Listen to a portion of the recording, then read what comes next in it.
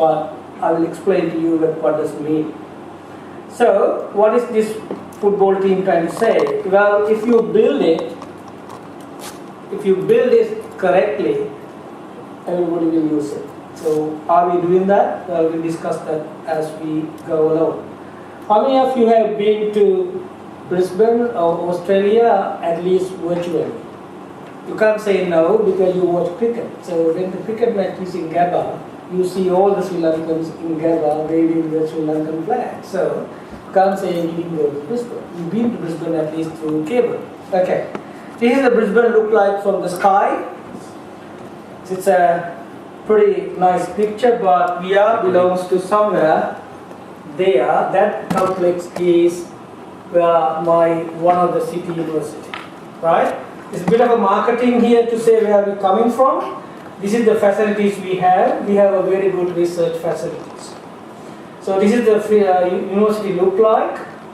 These are some of the facilities look like. So are we isolated? We are not isolated. We are connected to the world from all part of the other cities. So you will definitely not going to be disconnected. Therefore, keep the connection moving and going. So let's come back to my topic. Health information exchange.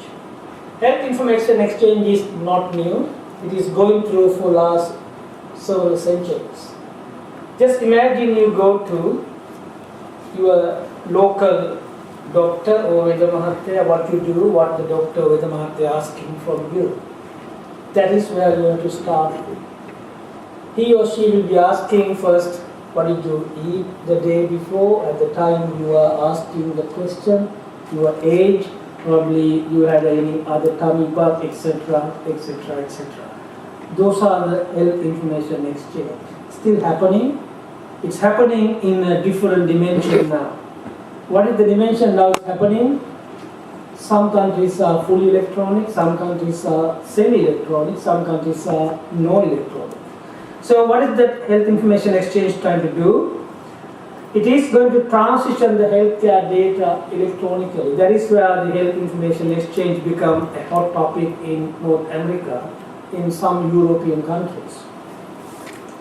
Then it is sharing between information, care providers, again between healthcare professionals. Sharing between care organizations, hospitals and individuals are really concerning because it's electronic nature.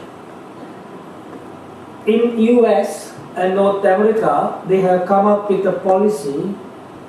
You are using health information exchange, you are exchanging health information. Does it meaningful? Are you doing this one meaningfully? So meaningful use should constitute interoperability plus standards and policies should prove the benefit. These are all technical challenges, which I will not go into the technical development and dissemination or deployment. However, I will explain to you what is lacking in this particular paradigm. Those who know what is happening in health information exchange, on your probably both sides, I have to use probably left and right, you can see on your top is a professional who looking into information exchange. If I can point this directly, I'm not sure I can point it, yes, this side, so professional view, so probably those who are looking that way, and the bottom of your slide is a public view. In between this professional and public, there are a lot of information is exchanging. At the same time, that information is exchanging in an accelerated rate. Therefore, there must be a kind of a gatekeepers. Why we need to keep the gatekeepers? One, to make sure that is meaningful use. The meaningful use have a lot of meaning. So, when I use the term stakeholders, when I use the term consumers, it is you and me as a patient. So, stakeholder requirement, your requirement or a consumer requirement when health information is exchanged. What is our requirement? When you go to your local doctor or the first thing is you wanted to say, I want to get care for some level. or some kind of a care. So you have a kind of a concern. So healthcare provider, he or she does have some concern. What is that requirement? And what is your requirement? It is a competing concern. The competing concern is you need the care and the care provider should be able to care you. So what are the expected outcomes from the healthcare provider? It is a better, faster, easy access to much of the information as possible if you are providing. If it is oral, face-to-face, or electronic, it's got to be competing that interest. At the same time, what you expecting from the healthcare provider or your local Vedamahatya. So your concern is over the time you have to be cured, at the meantime you need to be protected. Some countries not spending much time, but 90% of health information exchange must abide by those rules and regulations, including Privacy and Security Act. That is where the problem coming to computer scientists. How do you define the privacy and security? How do you put that onto the action? So we came up with the theory, we came up with the research, we came up with the solution. We published around half a dozen good top quality journal papers from this slide you are seeing. Those who are not familiar with this term, the term EHR stands for Electronic Health Record. PHR stands for Personally Controlled Electronic Health Record. EMR stands for Electronic Medical Record. What is the difference? The difference is EMR, which is your local Vedamahatya or your general practitioner taking the notes and putting that one to the paper or electronic form, have a different meaning. PCHR or PHR means about you. You are telling your Vedamahatya or your GP or your doctor your age, your height, what did you eat, your eye color, your hair color, etc., etc., etc. That becomes PCHR. In between these two, a big story about electronic health record become now a currency for some countries. So, to balance this competing interests, what we did, we came up with a protocol called Information Accountability Framework, which is a protocol protecting those information in a different level but for meaningful use. That is one of the PhD we completed recently. That PhD student is very lucky and he fortunately Sri Lankan student, right? So he completed his published a lot on that. So those who are interested on this type of protocols, you can have a look, but I'll keep the technical part aside because I treat the entire audience at socio-technical level rather than technical level. So is there anything happening in our part of the world? Yes, we do have. In Australia, it's close to $1 billion spent on personally controlled electronic health record. That is the electronic infrastructure we have. People can use it to make that happen, which is electronically from home you can populate your record. It is already there. So, there are problems. The problems are some doctors don't want to use it. And there are people still have a concern. There are perception between the professionals and the public. And there are doctors who are really concerned about the litigation like lawsuit. And the PCHR data also collected the way which not everybody happy with it. So, this is a classic example which Margot talked about the design. If you design some application which nobody would use it, don't know how to use it, it's pretty much a problem. So, we came up with a protocol to handle somehow an accountable system, not much different to accounting system accountability, a similar thing. But the difficulty we are having is to convince this accountable system to computer scientists. Computer scientists have a different view. How do you make your system accountable?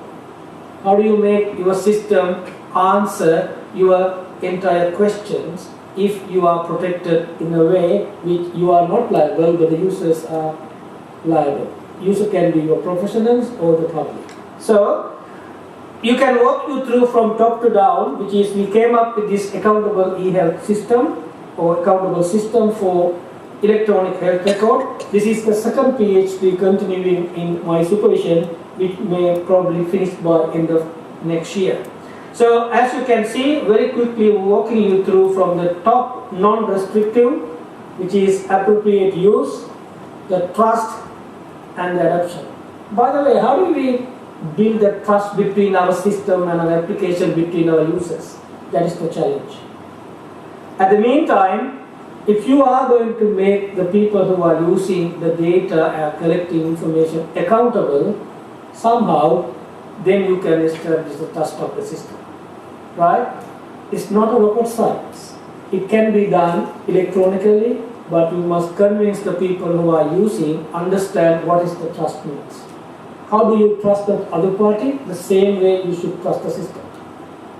So the model here, which we introduced the e-health, those who know about the e-health, there are so many definitions, we can go through some of them, but for the system point of view, health authority on your top, the usage requirement become as an EHR, you can have your own server, you can have a cloud, up to you, or you can have a distributed system. So you should have a privacy policies and also usage requirement. On your right, data owners or custodians and data consumers. If you take a clockwise or anti-clockwise journey in this diagram, you can see there are different levels of requirements. Those different levels of requirements have different levels of privacy and security levels. Is it doable? Yes, it is doable electronically. How do you do by the people? You should educate the people.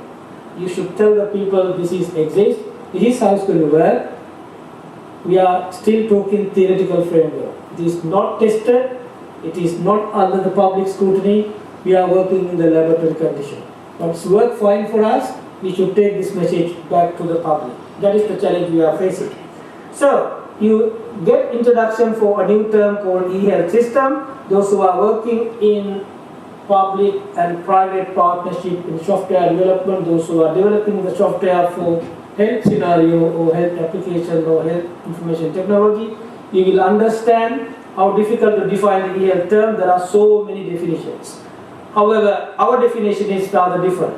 Our definition is the composite of the definition coming from what we are saying is it is a stakeholders network, but it is an individual needs enhanced by the technology, supported by the professionals. That is what we are come up with. That is my first key message about the health information exchange, which we are dealing with electronic era. Any application you develop, any application you deploy, any scope you come up with should have a business model. If you don't have a business model, it's very difficult to sell your product. What is our business model? Our business model is, it is a patient-centric health.